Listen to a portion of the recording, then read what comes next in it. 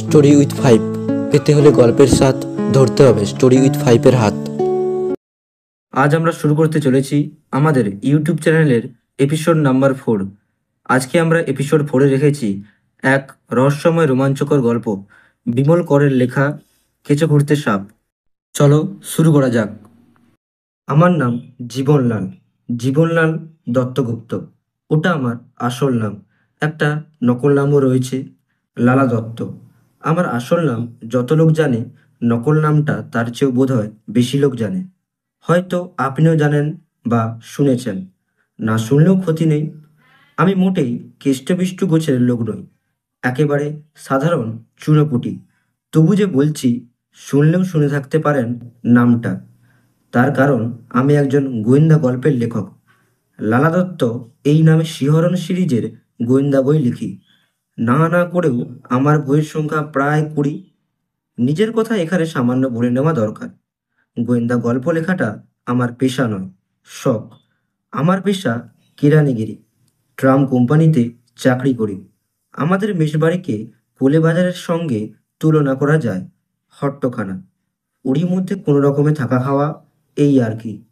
দুদণ্ড নিশ্চিন্ত মনে যে লেখাপড়ার কাজ করব তার উপায় নেই। তাই যখন গোয়েন্দা গল্প লেখার কাজ করতাম তখন আর মেসে থাকতাম না, পশুপতির হোটেলে এসে ডেরা বাঁধতাম। 7 দিন, এমনকি দিন দশেকও একটানা হোটেলে থেকে লেখা শেষ করে বেশিরভাগ প্রুফটা দেখে দিয়ে তবে হোটেল ছাড়তাম। এ ব্যাপারে পশুপতির ঢালাও হুকুম ছিল। আমি যখনই আসবো পূব দিকের ছোট ঘরটা পাবো হোটেলের, দোতলার ঘর।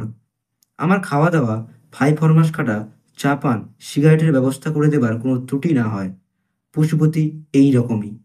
আমায় যতটা ভালোবাসে ততটাই তার দাপট দেখানোর পাত্র করে তুলেছে। ওর কথা না মেনে আমার উপায় নেই। আমার কাছে টাকা পয়সা নেবে না, এ নিয়ে আমার সঙ্গে ঝগড়াও হয়েছে খুব। আমি ওর সঙ্গে ঝগড়ায় হেরে গিয়েছি। তবে হ্যাঁ, আমি এক জায়গায় জিতেছি। ও আমাকে মেস ছাড়িয়ে তার হোটেলে এনে রাখতে পারেনি। ব্যাপারটা এখন এই রকম দাঁড়িয়েছে, আমি 2-3 মাস অন্তর একবার করে পশুপতির হোটেলে এসে উঠতাম। 8-10 দিন থাকতাম একটানা। একটা বই লিখে তার প্রুফ দেখে আবার ফিরে যেতাম আমার মেসে। তার মানে এই নয় যে পশুপতির কাছে আমি অন্য সময়ে আসতাম না, তা আসতাম। সপ্তাহে 2 এসে তার খোঁজ খবর করে যেতাম। পশুপতি আমার সবচেয়ে বড় বন্ধু। তার কাছে না এসে থাকবো কেমন করে? আর মাত্র 2টো কথা বলে আমার গল্প শুরু করব। আমি 7-8 দিনে একটা বই লিখতে পারি ভেবে আপনারা হয়তো অবাক হচ্ছেন। এতে অবাক হওয়ার বেশি কিছু নেই। প্রথমত, আমি যা লিখব, মানে গল্পটা মনে মনে আগেই সাজিয়ে নিতাম। 2-3 মাস ধরে এটা চলতো। তারপর ঝপ করে একদিন কাগজ কলম নিয়ে বসতাম, চলে আসতাম পশুপতির হোটেলে। আমি তাড়াতাড়ি লিখতে পারি। তাছাড়া বসতাম যখন, ঘাড় গুঁজে টানা লিখে যেতাম সকাল দুপুর। আমি শখের গোয়েন্দা গল্পের লেখক। আমার হুড়হুড় করে লিখতে আটকাবে কেন? আর লেখা তো বড় জোর 100 পাতা। ছাপা হলে দাঁড়াবে 90-96। পানুবাবু তাকে শখানেক পাতায় দাঁড় করাবেন। পানুবাবু আমাদের পুরনো চেনা জানা লোক। তার প্রেসে আমার বইয়ের কাজ হয় বরাবর। তিনি অন্য কাজ সরিয়ে আমার কাজটা করে দিতেন, কখনো অন্যথা করেননি। গত 4-5 বছর এইভাবেই আমার বই লেখা চলছিল। লালা দত্ত এই নামে শিহরণ সিরিজের 15-20টা বইও লিখলাম। প্রতি বই পিছু 700 টাকা পাই। তারিণী লাইব্রেরির মহিমবাবুর যতই বদনাম থাক, আমার সঙ্গে কোনো গোলমাল করেননি। উনি শিহরণ সিরিজের প্রকাশক। শেষ পর্যন্ত কিন্তু একটা অঘটন ঘটল, সেটাই বলি। দিনটা ছিল শনিবার। সেই সকাল 8টায় কলম নিয়ে বসেছিলাম। উঠলাম যখন, তখন দুপুর 1:30। লেখা শেষ, নিশ্চিন্ত। স্নান খাওয়া শেষ করে যখন পান মুখে বিছানায় শুতে এলাম, তখন 2:30 বেজে গিয়েছে। সিগারেট ফুঁকতে ফুঁকতে লেখার শেষটা মনে মনে ভাবছিলাম। মনে হলো মন্দ হয়নি। গত রবিবার লেখা শুরু করেছিলাম, ঠিক 7 দিনে শেষ হলো। অবশ্য এই লেখাটা একটু ছোট, 80-85 পাতা হতে পারে। গত সোমবার থেকেই আমি পানুবাবুকে কপি দিচ্ছি। মঙ্গলবার থেকেই প্রুফ পাচ্ছি। মঙ্গলবারে পেয়েছি সামান্য, বুধবার খানিকটা, শেষ 12-14 পাতা বাকি ছিল লেখার। বৃহস্পতিবার থেকে আমি কোনো প্রুফ পাইনি। গতকাল হোটেলের বলাইকে দিয়ে পানুবাবুর প্রেসে কপি পাঠিয়েছি। পানুবাবুর প্রেস থেকে নিধু বলে এক ছোকরা সন্ধ্যের মুখে কালিঝুলি মাখা ভিজে স্যাঁতস্যাঁতে এক বান্ডিল প্রুফ আমায় দিয়ে যায়। সে বৃহস্পতিবার আসেনি, গতকালও নয়। ব্যাপারটা বুঝতে পারছিলাম না। পানুবাবুর প্রেসে কি কম্পোজ হচ্ছে নাকি, নাকি নিধুর অসুখ বিসুখ হলো। বলাইকে বলেছিলাম খোঁজ আনতে। সে হোটেলে কাজ করে, প্রেসের ব্যাপারে বোঝে না। ফিরে এসে কিছুই বলতে পারলাম না। ভাবলাম আজ সন্ধেবেলায় নিধু আসবে, প্রুফ আনবে, আর হাতেই শেষ কপিটা দিয়ে দেব। কাল অবশ্য রবিবার, প্রেস বন্ধ। দেখা যাক নিধু কি বলে। সন্ধেবেলায় পশুপতির সঙ্গে আড্ডা মারতে মারতে 8টা বেজে গেল। নিধু এলো না। পশুপতি বলল, পুজোর পর তো পানুবাবুর হাতে স্কুলের বইয়ের কাজ বোধহয় আটকে গেছেন। সোমবার নিশ্চয়ই পাঠাবেন। সোমবার আমি থাকবো না, কাল বিকেলেই মেসে ফিরে যাব। সোমবার সন্ধ্যেবেলায় এসে একবার খোঁজ নিয়ে যাস। এরকম হামেশাই হয়। আমি মেসে ফিরে যাবার পর পশুপতির কাছে পানুবাবু প্রুফ পাঠিয়ে দেন। আমি পশুপতির হোটেলে এসে প্রুফটা দেখে দিয়ে যাই। মেসে বসে এসব কাজ করি না আমি। মেসে 2-1 জন ছাড়া কেউ জানে না আমি শখের লেখক। পশুপতির অফিস ঘরে বসেই গল্পগুজব হচ্ছিল। পানুবাবুর কথা ভুলে আমরা অন্য কথাবার্তা বলতে লাগলাম। পশুপতি তেতলায় একটা ঘর বাড়াবার কথা ভাবছে। তার হোটেলটা দোতলা, নিচে রান্নাবান্না, ঠাকুর চাকর, খাবার ঘর, এই সব। দোতলায় ছোট আর মাঝারি মিলিয়ে গোটা 12 ঘর। হোটেলের ঘর বলতে যা বোঝায়। তেতলায় একটা মাত্র ঘর, সেই ঘরে পশুপতি নিজে থাকে। আর একটা ঘর না বাড়ালে চলছে না। হোটেলের স্টোররুমটা সে তেতলায় করবে। 9টা বেজে গেল। পশুপতি বলল, চল, ওপরে চল। গজলের একটা নতুন রেকর্ড কিনেছি, চল তোকে শোনাবো। পশুপতির আবার গান বাজনার উপর খানিকটা টান আছে। আমরা উঠতে যাচ্ছি, এমন সময়ে দেখি পানুবাবু। কলকাতায় ঠান্ডা পড়েনি, তবু পানুবাবুর গায়ে একটা সুতির চাদর। ঘরে এলেন এমন ভঙ্গিতে মনে হলো যে অসুস্থ, মুখ থমথমে। আমি ভাবলাম পানুবাবু বুঝি নিজেই প্রুফের তারা বয়ে এনেছেন। আসুন পানুবাবু, বসুন। বৃহস্পতিবার থেকে আমি প্রুফ পাচ্ছি না, কি ব্যাপার? পানুবাবু চেয়ারে বসলেন, বললেন, আর প্রুফ? আপনারা কিছু শোনেননি? আমরা মাথা নাড়লাম, কিছুই শুনিনি। পানুবাবু বললেন, মহিমবাবু আর নেই। আমরা চমকে উঠলাম। মহিমবাবু মারা গিয়েছেন? সে কি, তার তো বেশি বয়স হয়নি। কোনো অসুখ বিসুখ তার ছিল বলে জানি না, শুধু চোখের ব্যাপারে তার একটা অসুখ ছিল, কম দেখতেন। সন্ধ্যের দিকে একরকম রাতকানাই হয়ে যেতেন। পশুপতি বলল, মারা গিয়েছেন কবে? কাল। পানুবাবু বললেন, শুক্রবারে কাল মহিমবাবু রোজগার মতো তার দোকানে এসেছিলেন।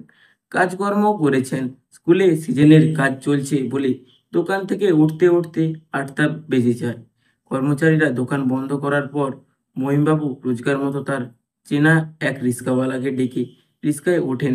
চেনা রিক্সাওয়ালাদের কিছুই বলতে হয় না, তারা মহিমবাবুকে বাড়ি পৌঁছে দিত, হাত ধরে নামিয়ে সদর পর্যন্ত এগিয়ে দিত। কাল যে রিক্সাওয়ালা মহিমবাবুকে নিয়ে গিয়েছিল, সে বাড়ি পর্যন্ত পৌঁছে যখন মহিমবাবুকে নামাতে গেল, দেখল রিক্সায় একদিকে গা মাথা হেলিয়ে তিনি পড়ে আছেন, কোনো সাড়া শব্দ দিচ্ছেন না। আমি আঁতকে উঠলাম। সে কি, রিস্কাতেই? হ্যাঁ, লোকজন, ডাক্তার, বৈদ্যি সবাই এলো, কিন্তু সব শেষ। বাঁচানোর কোনো চেষ্টাই করা গেল না, আগেই মারা গিয়েছেন। পশুপতি যেন হাই হাই করে উঠল। ইস, এভাবে মানুষ মারা যায়? Heart fail? মহিমবাবুর হার্টের কোনো অসুখ ছিল বলে শুনিনি। উনি তো আমার অনেক পুরনো খদ্দের। বছর 15 ওর সঙ্গে কারবার করছি, বন্ধুর মতো হয়ে গিয়েছিলেন। ঘরের কথাও বলতেন।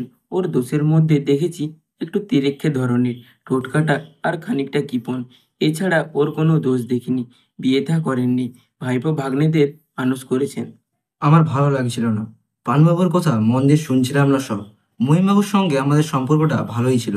পানুবাবু বললেন, সবচেয়ে বড় কথা হলো মহিমবাবুর ডেথ সার্টিফিকেট পাওয়া যায়নি, ডাক্তার দিতে রাজি হননি। ফলে কথা আর শেষ করতে হলো না। পানুবাবুকে পশুপতি আর আমি দুজনেই আঁতকে উঠে বললাম, পোস্টমর্টম? হ্যাঁ, আজ বডি দেননি, কাল রবিবার, কাল যদি দেয় কি জানি। গোলমেলে কেস নাকি? পশুপতি বলল। কেমন করে বলবো? পানবাবু বললেন, সুস্থ লোক রিস্কায় করে বাড়ি ফিরছিলেন, রাস্তার মধ্যে হুট করে মারা যাবে কে ভাবতে পারে? ডাক্তারও পারেননি। শুনলাম ডাক্তার নাকি বলেছেন তিনি যখন পেশেন্টকে দেখেছেন তখন পেশেন্ট ডেড, কাজেই তিনি পোস্ট সার্টিফিকেট দিতে পারেন না। আমরা কোনো কথা বললাম না। আবহাওয়াটা কেমন পাল্টে গেল পানুবাবুর মুখে দুঃসংবাদ শোনার পর থেকেই। মহিমবাবুর মুখ মনে পড়ছিল, তার সেই সাদা পোশাক, খদ্দরের পাঞ্জাবি আর মিলের ধুতি, চশমা পরতেন সাবেকি ধরনের। পানুবাবু বললেন, আজ সারাটা দিন ঝঞ্ঝাটে ছিলাম, বাড়ি ফেরার পথে ভাবলাম আপনারা হয়তো খবরটা জানেন না, খারাপ খবর তবুও জানিয়ে যাই। পশুপতি বলল, ভালো করেছেন, আমরা কিছুই জানতাম না। জানলে মহিমবাবুর বাড়িতে যেতাম। কাল একবার যাব। পানুবাবু খানিকক্ষণ চুপচাপ বসে থাকার পর এক গ্লাস জল খেতে চাইলেন। পশুপতি জল আর চায়ের জন্য হাঁক মারল। মাথা নাড়লেন পানুবাবু। না, চা খাবো না, অনেকবার খাওয়া হয়ে গিয়েছে। বলে উনি আমার দিকে তাকালেন। আপনার কাজকর্ম এখন বন্ধ রাখবো কিনা বুঝতে পারছি না। এই অবস্থায় বইটা শেষ করে দিয়ে লাভ হবে বলে মনে হয় না। আবার ভাবছি সামান্য দুটো ফর্মা আটকে রেখেই বা কি হবে, শেষ হয়ে গেল তবু অন্তত ছাপা ফার্মাগুলো থাকবে। আপনি কি বলেন জীবনবাবু? আমি বললাম, লেখা আমি আজ শেষ করে দিয়েছি। ভাবছিলাম নিধু এলে তার হাতে শেষ কপিটা দিয়ে দেব। নিধু কোথায় সে? পানুবাবু বললেন, সে তো আসছে না কদিন। বুধবার এসেছিল। আমি তাকে বসিয়ে রেখে খানিকটা প্রুফ দেখে দিয়েছিলাম। আপনাকে প্রেস থেকে বোধহয় 12-14 ডেলি প্রুফ পাঠানো হয়েছিল দ্বিতীয়বারে, সে প্রুফ আমরা ফেরত পাইনি। জল এসেছিল। পানুবাবু জল খেলেন। আমি তাহলে উঠি পশুপতিবাবু। পানুবাবু উঠে দাঁড়ালেন, তারপর হঠাৎ বললেন, মনে মনে একটা ভয় হয়ে গেছে মশাই, কে জানে এই হয়তো শেষ জল খাবা। না না, অবাক হবে না, এই রকমই হয়। মহিমবাবু রিস্কায় ওঠে একটা সিগারেট ধরিয়েছিলেন খাবেন বলে, সিগারেটটা আর খেতে পারেননি, মুখ থেকে পড়ে গিয়েছিল খুলে। শুনলাম জামাটা সামান্য পড়ে গিয়েছিল। এই তো মানুষের জীবন, এক মুহূর্ত আগে আছে, পরের মুহূর্তে নেই। হঠাৎ যেন আমার বুকের ওপর বিরাট কোনো ঘা লাগলো। মাথার মধ্যে কি যেন হয়ে গেল, গলা বন্ধ হয়ে আসছিল। কি বললেন? কোলের ওপর সিগারেট? পোড়া সিগারেট? হ্যাঁ, শুনেছি প্রায় গোটা সিগারেট। আমি যেন ভূত দেখার মতন চোখ করে পানুবাবুকে দেখতে লাগলাম। পানুবাবু আর দাঁড়ালেন না, চলে গেলেন। পানুবাবু চলে গেলে আমি বেহুশের মতন বসে থাকলাম। সবই কেমন গোলমাল হয়ে যাচ্ছিল।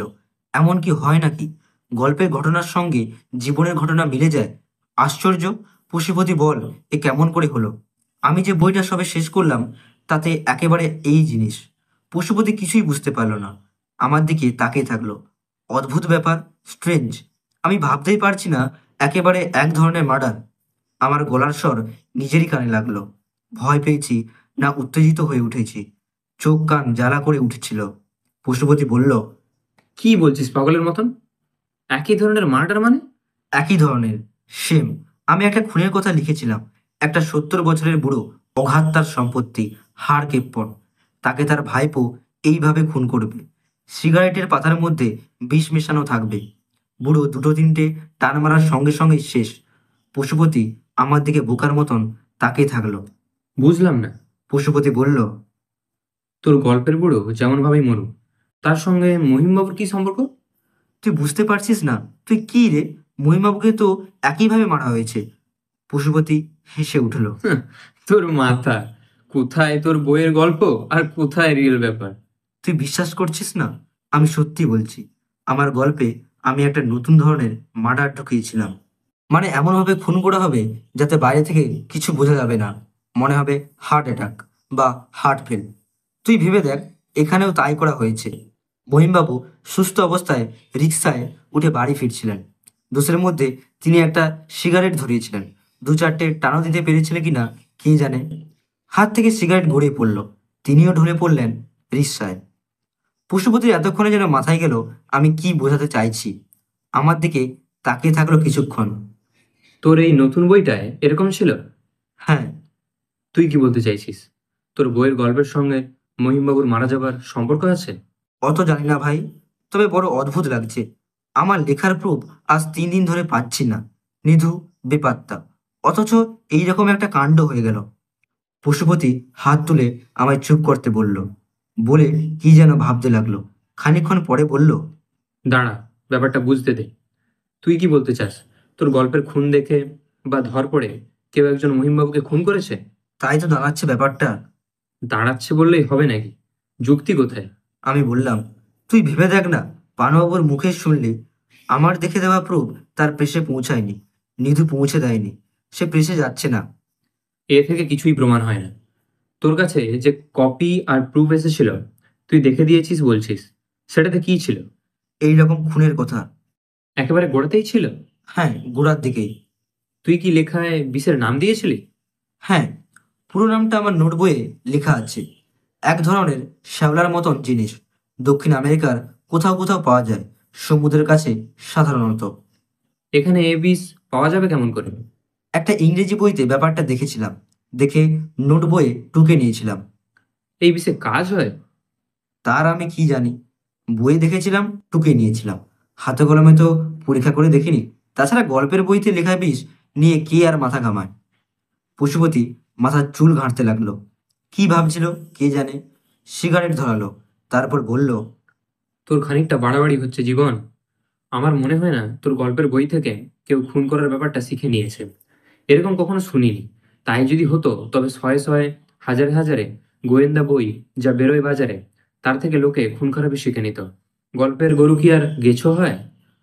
পশুপতি যা বলছিল তা আমিও বুঝি। গোয়েন্দা বই পড়ে কেউ খুন শেখে না, কিন্তু এই ব্যাপারটায় এমন আশ্চর্য মিল ঘটে গেল বলেই আমার আতঙ্ক হচ্ছিল।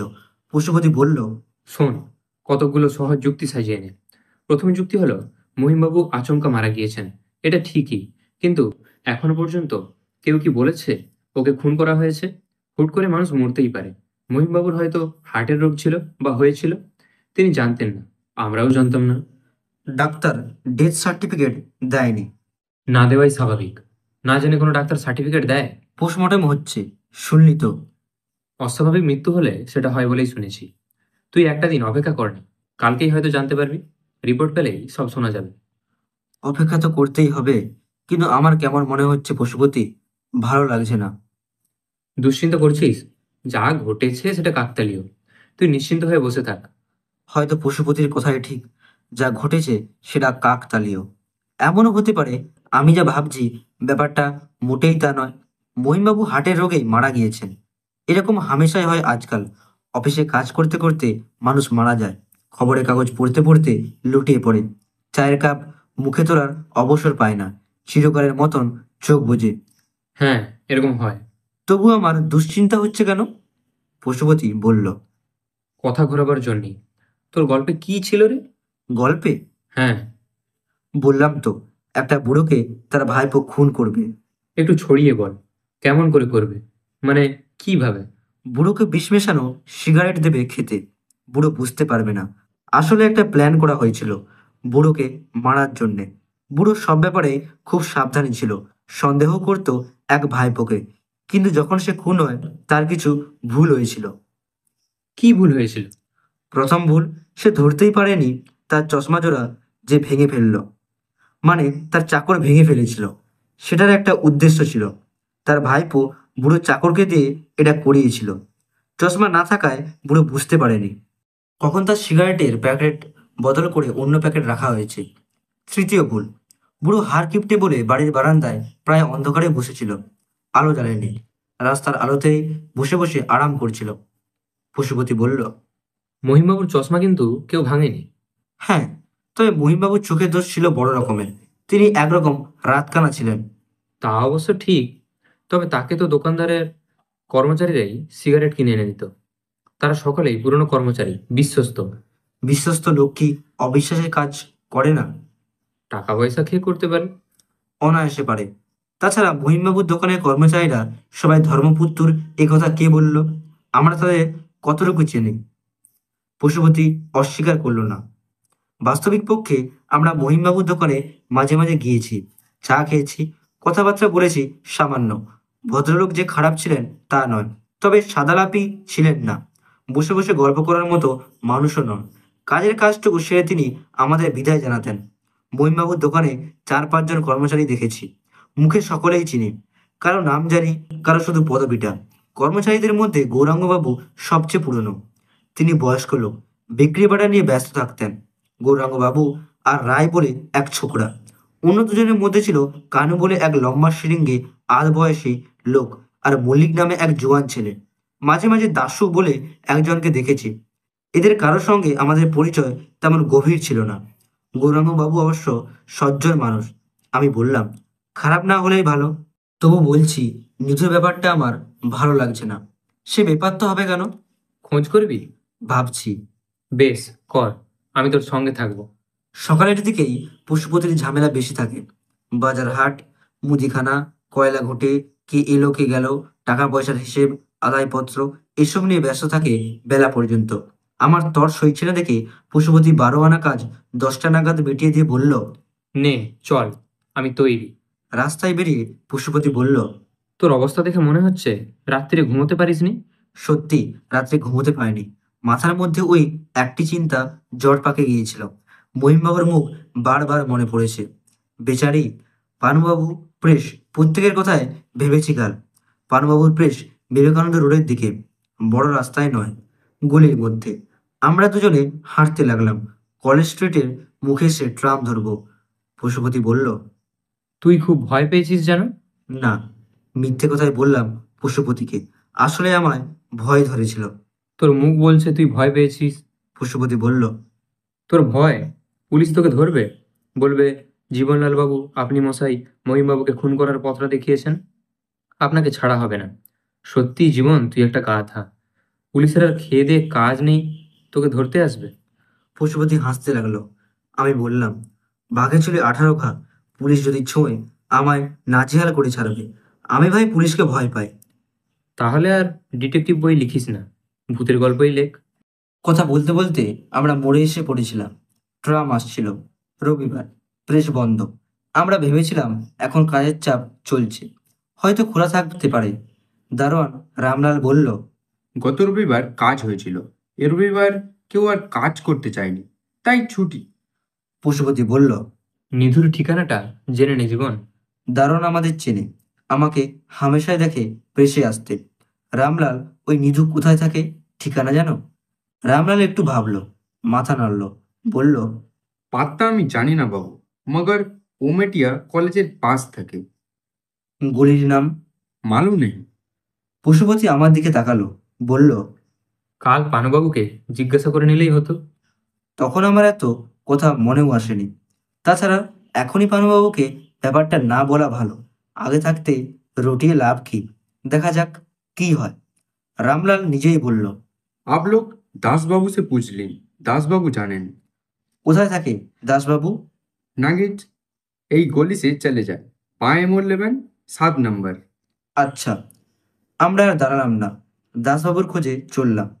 যেতে যেতে পশুপতি বলল, তুই দাসবাবুকে চিনিস? হ্যাঁ, হেড কম্পোজিটার। চল দেখি। বাড়ি খুঁজে পেতে দেরি হলো না, দাসবাবুকে খুঁজে পেতেই দেরি হলো। সেখানে এক বৃহৎ বাড়ি, তারই খোপে খোপে অজস্র ভাড়াটে।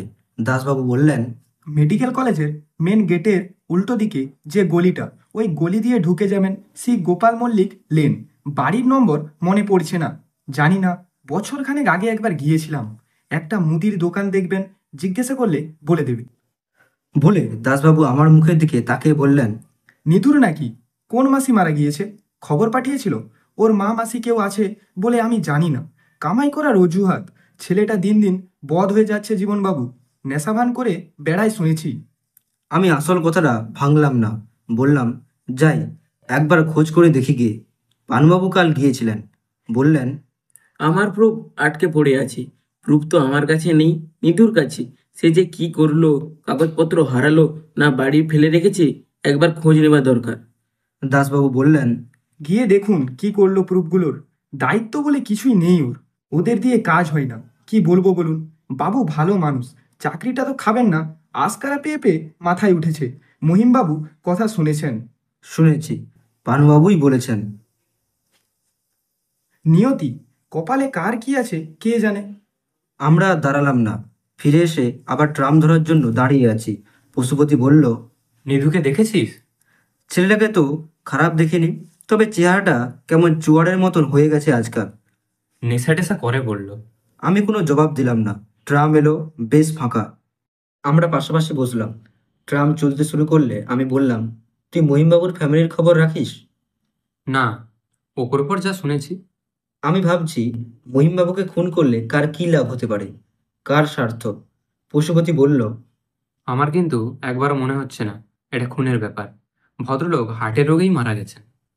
তোর কথা সত্যি হলেই ভালো। বলে আমি রাস্তার দিকে মুখ ফেরাতে দেখলাম আমাদের মেসের বিজনদা রিকশায় চেপে কোথায় যেন যাচ্ছেন। আজই আমার মেসে ফেরার কথা ছিল, নিধুকে পাওয়া গেল না। সে নাকি সকালের দিকে বেরিয়ে গিয়েছে, কখন ফিরবে কেউ জানে না। নিধু যে বাড়িটায় থাকে তাকে বাড়ি বলা যায় না, দপ্তরিখানা বললেই ঠিক বলা যায়। ছোট ছোট দুখানা ঘর, সামান্য বারান্দা, কাগজ ছাঁটাই মেশিন, রাজ্যের ছাঁট কাগজ, পেস্টবোর্ড, কাঠের ডেস্ক, দুর্গন্ধে ভরালেই আরও কত কি পড়ে আছে। দুটো লোক কাজ করছিল, বলল তারা কিছু জানে না। মুদির দোকানের লোকটাকেই ধরতে হলো আবার। বলল, রাত ৮টা নাগাদ আসুন, ওই সময় দেখা পেতে পারেন। ও কি বাড়িতে থাকে? থাকে, তবে আজ কদিন দেখছি রাত করে ফেরি। বাধাইখানাটা কার? মণ্ডলবাবুর। পশুপতি আমার হাত ধরে টানলো, বলল, চল এখন, পরে দেখা যাবে। সকালটা বৃথা গেল, দুপুরটাও। পশুপতি বলেছিল, চল বিকেলে একবার মহিমবাবুর বাড়ি থেকে দেখা করে আসি। আমি রাজি হইনি। কেমন একটা ভয় করছিল। ও বাড়িতে গিয়ে কি দেখবো, কি শুনবো কে জানে। যদি পোস্টমর্টেম হয়ে গিয়ে থাকে তাহলে মন্দ খবরও তো শুনতে পারি। আমি বললাম, আগে নিধুকে ধরি, দেখি ব্যাপারটা কি, তারপর যাব। বিকেল শেষ হলো। আজকাল তাড়াতাড়ি বিকেল ফুরোচ্ছে। 6টা নাগাদ একেবারেই অন্ধকার হয়ে গেল। এক এক সময় মনে হচ্ছিল আমি পাগলামি করছি। মহিমবাবুর মারা যাবার সঙ্গে প্রেসের এক সাধারণ কর্মচারী নিধুর কোনো সম্পর্ক থাকতে পারে না। আমি অকারণ এক অসম্ভবের সঙ্গে নিধুকে জড়াতে চাইছি। আমার মনে হচ্ছিল যতই অসম্ভব হোক একবার নিধুর খোঁজ নিতে আপত্তি কোথায়। নিধুর আচরণে সন্দেহ করার মতন বিশেষ কিছু নেই হয়তো, তবু দুই একটা জিনিস থেকে সামান্য সন্দেহ হয়। নিধু কেন কদিন প্রেসে যাচ্ছে না? কেন সে মিথ্যে কথা বলে কামাই করছে? আজ কদিন সকালের দিকে সে বেরিয়ে যাচ্ছে কেন? কি জন্যে রাত করে ফিরছে? সে কবে থেকে নেশাভান শিখল? খুঁটিয়ে ভাবলে সন্দেহটা বাড়ে বই কমে না। আবার অন্য দিক থেকে বিচার করলে প্রেসের নিধুর সঙ্গে বইয়ের দোকানের মালিক মহিমবাবুর কোনো সম্পর্কই খুঁজে পাওয়া যায় না। 8টা বাজার খানিক আগেই পশুপতি আর আমি বেরিয়ে পড়লাম। পশুপতি বলল, মহিমবাবুদের বাড়িতে একটা ফোন করলে হতো। তুই নম্বর জানিস? না, আমি দোকানের নম্বর জানি। টেলিফোন ডাইরেক্টরিতে পেয়ে যেতাম, ফিরে গিয়ে করব। আমরা হাঁটতে হাঁটতে শ্রীগোপাল মল্লিক লেনের কাছাকাছি পৌঁছালাম যখন, তখন 8টা বেজে গিয়েছে। মুদির দোকানের চাপ বন্ধ, দপ্তরখানির দরজাও। আমি কড়া নাড়লাম, কোনো সারা শব্দ নেই। ভেতরে আলো জ্বলছে, বোঝা যাচ্ছিল। আবার কড়া নাড়তে ভেতর থেকে সাড়া এলো। কে? গলার স্বরটা নিধুর বলে মনে হলো না। পশুপতি নিচু গলায় বলল, আমার নাম বলো। কারো নাম বলতে হলো না। দরজা খুলে গেল। জায়গাটা অন্ধকার মতন, তবু যে দরজা খুললো তাকে চিনতে পারলাম না। লোকটার বয়স বেশি নয়, মনে হলো আমাদের বয়সী। লোকটা আমাদের দেখলো, বলল, কি চাই? ওর গলার স্বর রুক্ষ, নিধু আছে? কে? কে নিধু? পশুপতি আমার গায়ের পাশে গা দিয়ে দাঁড়ালো। লোকটা বলল, এ বাড়িতে নিধু বলে কেউ থাকে না। নিধু এ বাড়িতেই থাকে। আমরা প্রেস থেকে এসেছি, ও বেলা দেখা করতে এসেছিলাম। প্রেস? ও, আপনারা নিমাই সাধনের কথা বলছেন? সে তো আজ কদিন হলো দেশে চলে গিয়েছি। পশুপতি আমার দিকে তাকালো। আমি পশুপতিকে দেখলাম। লোকটা মিথ্যে কথা বলছে, ডাহা মিথ্যে। পশুপতি বলল, কদিন মানে? সকালে এসে শুনলাম নিধু ভোর ভোর বেরিয়ে গেছে, আর আপনি বলছেন সে নেই। হ্যাঁ, নেই। যান, ঝামেলা পাকাবেন না। আপনি এই বাড়িতে থাকেন? না। লোকটা বিরক্ত হলো। তার চেহারাটা সন্ডা মার্কা, মাথা ভর্তি চুল, গায়ে স্পোর্টস গেঞ্জি। পশুপতি একসময় মারকুড়ে ছেলে ছিল, রাস্তাঘাটে চড়চাপ্পড় ঘুষি চালাতো। আজকাল তার ওসব দোষ নেই। লোকটার বেয়ারাপনা, তাচ্ছিলের ভাব। মস্তানি দেখে পশুপতি ভিতরে ভিতরে চড়ছিল। সে যে চড়ছিল আমি বুঝিনি। বুঝলাম পশুপতি যখন দ্বিতীয় কোনো কথা না বলে আচমকা দরজা ঠেলে নিজের শরীরে অর্ধেকটা ঢুকিয়ে দিল। লোকটা এরকম আশা করেনি, থতমত খেয়ে গিয়েছিল। পশুপতি ভেতর দিকে তাকিয়ে চেঁচিয়ে বলল, নিধু, আমি আর জীবনবাবু তোমার কাছে এসেছি, দরকারি কথা আছে। তুমি যদি না বেরিয়ে এসে দেখা করো আমরা কিন্তু সোজা থানায় যাব। মহিমবাবু মারা গেছেন। লোকটা আচমকা পশুপতিকে ধাক্কা মারলো।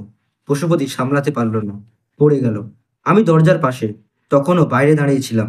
পশুপতিকে ধাক্কা মেরে মাটিতে ফেলে দিয়েই লোকটা ছুটলো, পালালো। এত দ্রুত এবং সহসা সবকিছু ঘটে গেল যে আমরা কিছু বুঝতে পারলাম না, করতেও পারলাম না। পশুপতি উঠে দাঁড়ালো, লোকটা পালিয়ে গেল। আমি বললাম, লেগেছে তোর? না, তুই ব্যাটাকে ধরতে পারলি না? বুঝতেই পারিনি। যাকগে। পশুপতি ছোট্ট উঠোনটুকু পেরিয়ে যেতে যেতে বলল, দরজা বন্ধ করে দে, ভেতরে আয়। দরজা বন্ধ। দপ্তরিখানার মেশিনপত্র যেমন ছিল পড়ে আছে বারান্দায়, সকলের তুলনায় সামান্য সামান্য সাপসুপ। পশুপতি আবার ডাকলো, নিধু, বাইরে এসো। কোনো সাড়া নেই। দুটো ঘরের একটা বন্ধ ছিল বাইরে থেকে, অন্যটা ভেতর থেকে। দুটো ঘরই অন্ধকার। এবার আমি নিধুকে ডাকলাম, ধাক্কা দিলাম দরজায়, তবু কোনো সাড়া শব্দ দিল না নিধু। শেষে পশুপতি বলল, তোমাকে এই শেষবার বলছি নিধু, বাইরে এসো। যদি না বেরিয়ে আসো, আমরা কিন্তু এবার সোজা থানায় যাব। আমি এখানে তোমাকে আটকাবো, আর জীবনবাবু থানায় যাবেন।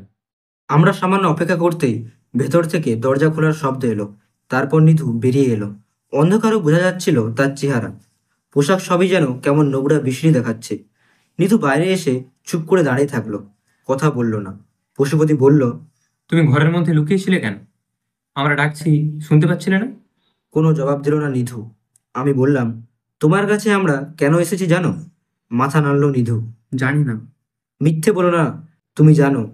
না বাবু। তুমি আমায় মিথ্যে কথা বলছো? তুমি জানো মহিমবাবু মারা গেছেন। শুনেছি। কে বলেছে? ফুলুবাবু। ওকে? কি করে? কোথায় থাকে? নিধুর যে ভয় ধরে গিয়েছে স্পষ্ট বোঝা যাচ্ছিল। নিধু বলল, ফুলুবাবু এই দপ্তরিখানার মালিকের বন্ধু। মালিক হলেন মণ্ডলবাবু। এই দপ্তরিখানার মহিমবাবুর দোকানের 3-4টে বই বাঁধাই হয়। আমি এখানে থাকি। মণ্ডলবাবু আমায় থাকতে দিয়েছেন। রাতে দপ্তরিখানা পাহারা দিই। ফুলবাবু কি করে? জানি না বাবু। শুনেছি ফুলবাবু ট্যাক্সি কিনেছে। ফুলবাবু মাঝে মাঝেই এখানে আসেন, মণ্ডলবাবুর সঙ্গে গল্প গুজব করেন।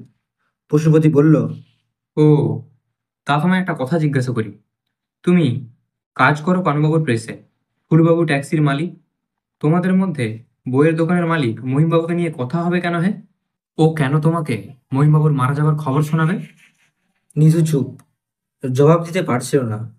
আমি হঠাৎ বললাম, নিধু, তুমি কথা লুকোচ্ছ? সত্যি করে সব কথা বলো, নয়তো তোমার বিপদ হবে। নিধু প্রথমে চুপচাপ, তারপর হাউমাউ করে কেঁদে উঠল। কাঁদতে কাঁদতে বলল, বাবু, ফুলবাবু মহিমবাবুর নিজের লোক, বড় বোনের ছেলে ভাগ্নে। ফুলবাবু আগে তার মামার দোকানে বসতেন। দোকানের টাকা পয়সা চুরি করার জন্য মামা ফুলবাবুকে নাকি একদিন জুতো বেটা করে দোকান থেকে বার করে দেন। সেই থেকে ফুলবাবু মামার উপরে খাপ্পা। পশুপতি আমার দিকে তাকালো, বলল, ব্যাপারটা একটু ধরা যাচ্ছে জানো রে, কিন্তু মহিমবাবুর ভাইপো ভাগ্নে শুনেছি বেশ কয়েকজন। মামা মরলে ফুলুর ভালো কি? কি লাভ তা আমিও জানি না। মামার অবর্তমানে কি পাবে ফুলু? আমি নিধুকে বললাম, ফুলুবাবুর কথা থাক, এবার তুমি অন্য কথার জবাব দাও। বলে আমি একবার ঘাড় ঘুরিয়ে দরজার দিকটা দেখলাম। তুমি কদিন কাজে কামাই করছো কেন? নিধু জবাব না দিয়ে চোখ মুছতে লাগলো। তুমি নাকি বলে পাঠিয়েছো তোমার মাসি মারা গেছে। দাসবাবু বললেন তোমার মা মাসির কথা উনি শোনেননি। তুমি মিথ্যে কথা বলেছো। নিধুর আবার কান্না এসে গেল, বলল, হ্যাঁ বাবু। কেন? ফুলুবাবু আমাকে দিয়ে একটা কাজ করাচ্ছিলেন। কি কাজ? আমাকে তিনি একটা চাবি দিতেন আর বলতেন, রাজাবাজারে অমুক জায়গায় যাবে, খিদিরপুরে তমুক জায়গায় যাবে। আমি রোজ ফুলুবাবুর কথা মতন রাজাবাজার, খিদিরপুর, ট্যাংরা, চেতলা, যাদবপুর যেতাম। উনি আমায় 50টা করে টাকা দিতেন। পশুপতি বলল, চাবি দিতেন কেন? তুমি কাদের কাছে যেতে? যাদের কাছে যেতাম বাবু, তারা ভালো লোক নয়। তারা খারাপ খারাপ নেশা বিক্রি করে লুকিয়ে। অচেনা লোককে তারা কিছু দেয় না, কথাও বলে না। চাবি দেখলে তারা বুঝতে পারতো কোনো চেনা খদ্দার লোক পাঠিয়েছে। তবু তারা সন্দেহ করতো, ঘোরাতো। তুমি কি কোনো বিষ এনেছিলে, না ফুলুবাবুর নেশা আনতে? নিধু চুপ, তারপর ডুকরে উঠল, বলল, আমায় কেউ কিছু দিত না, সন্দেহ করতো। একটা লোক শুধু হোমিওপ্যাথিক ছোট শিশিতে কি একটা জিনিস দিয়েছিল, বলেছিল সাবধানে রাখতে। প্রথম দিন দেয়নি, বলেছিল 200 টাকা নিয়ে যেতে। ফুলবাবু টাকা দিলে আমি পরের দিন নিয়ে এসেছিলাম। সেটা কি? জানি না বাবু, কেমন দেখতে? কালচে মতন গুঁড়ো। ফুলবাবু সেটা নিয়ে কি করেছিল? আমি জানি না। তুমি কবে ওটা এনেছিলে? শুক্রবার দুপুরে। ফুলবাবুকে কখন দিলে? ফুলবাবু কলেজ স্ট্রিটে বাজারের ভেতর চায়ের দোকানে বসেছিলেন। আমায় বলে দিয়েছিলেন যেতে। আমি গিয়ে তাকে জিনিসটা দিয়ে দিই। তারপর? আমি আর কিছু জানি না বাবু। তুমি কাল কেন প্রেসে যাওনি? ফুলবাবু আমায় যেতে বারণ করেছিলেন। বলেছিলেন তুমি এখন প্রেসে যাবে না, দপ্তরিখানাতেও দিনের বেলায় থাকবে না, তোমায় অন্য একটা ভালো কাজ জোগাড় করে দেবো। পশুপতি আমার গা টিপল। আমি বললাম, নিধু, তুমি আমার দেখা প্রুফ আর তার সঙ্গে যে কপি ছিল তা প্রেসে ফেরত দাওনি কেন? আমি তো প্রেসে যাইনি বাবু। সেগুলো কোথায়? আমার কাছেই আছে। ওগুলো কেউ দেখেছিল? পড়েছিল? না না বাবু, মাথা নাড়ল নিধু। আমি যেভাবে এনেছিলাম সেভাবেই রেখে দিয়েছি। বান্ডিলটা এখনো ঘরে পড়ে আছে। পশুপতি আর আমি একই সঙ্গে বললাম, তুমি ঠিক বলছো? আগে হ্যাঁ, আপনারা ঘরে আসুন, আমি দেখাচ্ছি। নিধু আমাদের নিয়ে ঘরে ঢুকলো, বাতি জ্বেলে দিল। চতুর্দিকে বাধাইখানার নোংরা, তারই মধ্যে থাকে নিধু। একটা কুলুঙ্গির মধ্যে থেকে সত্যি নিধু প্রুফের বান্ডিল বার করে দিল। আমি একবার দেখলাম। তাহলে? পশুপতি ভাবছিল। তাহলে? আমি আমার বললাম, নিধু, তুমি ঠিক জানো এই প্রুফ কেউ পড়েনি? আগে হ্যাঁ, কেউ পড়েনি। তাহলে মহিমবাবুকে কেমন করে মারা হলো? নিধুই হঠাৎ বলল, বাবু, আমি একটা কথা শুনেছি, আমার কানে গিয়েছিল। মহিমবাবু বাড়ি ফেরার আগে জল আর 1 কাপ পাতলা চা খেতেন। জল দোকানেই থাকতো, চা আসতো দোকান থেকে। কি যেন নাম দোকানটার। ফুলবাবুর ওই দোকানে আসা যাওয়া ছিল। চায়ের সঙ্গে কিছু মিশিয়ে দিয়েছিলেন কিনা ফুলবাবু বলতে পারবো না। আমরা যেন চমকে উঠলাম। মনে হলো এটা হতে পারে, একেবারে অসম্ভব নয়। মহিমবাবু বিষ মেশানো চা খেয়েই রিস্কায় উঠেছিলেন। হয়তো 10-20 মিনিট সময় গিয়েছে বিষের ক্রিয়া হতে। তারপর তিনি জানতেও পারেননি কেমনভাবে মৃত্যু এসে তাকে এই জীবনের মতন ঘুম পাড়িয়ে দিয়ে গেল। আমি বললাম, পশুপতি, নিধুই ঠিক বলছে বোধহয়। পশুপতি মাথা নাড়ল। ধন্যবাদ সম্পূর্ণ গল্পটি শোনার জন্য। আপনারা আমাদের পাশে থাকুন। আমরা নতুন দিনে নতুন নতুন গল্প নিয়ে আসবো আপনাদের কাছে। ততদিন পর্যন্ত সুস্থ থাকুন, ভালো থাকুন।